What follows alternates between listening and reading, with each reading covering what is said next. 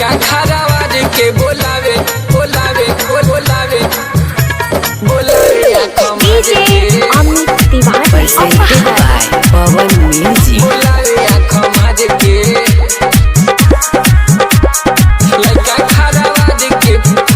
बोलावे आँखों मार के नाचे नहीं जाइब हम ढोरिया उघार के नाचे नहीं जाइब हम ढोरिया उघार के लड़का खरावाज के बोलावे आँखों मार के लड़का खरावाज के बोलावे आँखों मार के लड़का खरावाज के बोलावे आँखों मार के टुकुर टुकुर ताके जैसे खा जाई उ काट के टुकुर टुकुर ताके जैसे खा जाई उ काट के लड़का खरावाज के बोलावे आँखों मार के लड़का खरावाज के बोलावे आँखों मार के लड़का खरावाज के बोलावे आँखों मार के लड़का खरावाज के बोलावे आँखों मार के लड़का खरावाज के बोलावे बोलावे बोलावे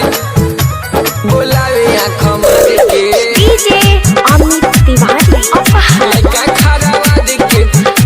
बोलावे आँखों मार के हथावा में ले ले 10 टकिया के गड्डी छुअल चाहताटे हैसु घर मोरा बॉडी छुअल चाहताटे हैसु घर मोरा बॉडी हथावा में ले ले 10 टकिया के गड्डी छुअल चाहताटे हैसु घर मोरा बॉडी मुसकी मारेला है झुलफिया पंझाज के मुसकी मारेला है झुलफिया पंझाज के लड़का खरावाज के बोलावे आँखों मार के लड़का खरावाज के बोलावे आँखों मार के लड़का खरावाज के बोलावे आँखों मार के लड़का खरावाज के बोलावे आँखों मार के लड़का खरावाज के बोलावे बोलावे presented by पवन बोलावे आँखों मार के डीजे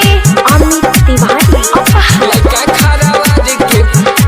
बोलावे आँखों मार के और बिंजीते के देखी मन घबराता कभी कुछ गड़बड़ ऐसने बुझाता कभी कुछ गड़बड़ ऐसने बुझाता सिकंदर गुड्डू के देखी मन घबराता कभी कुछ गड़बड़ ऐसने बुझाता पवन राजा राखल चाहे सीनामा से सट के पवन राजा राखल चाहे सीनामा से सट के लड़का खरावाज के बोलावे आँखों मार के लड़का खरावाज के बोलावे आँखों मार के लड़का खरावाज के बोलावे आँखों मार के लड़का खरावाज के बोलावे आँखों मार के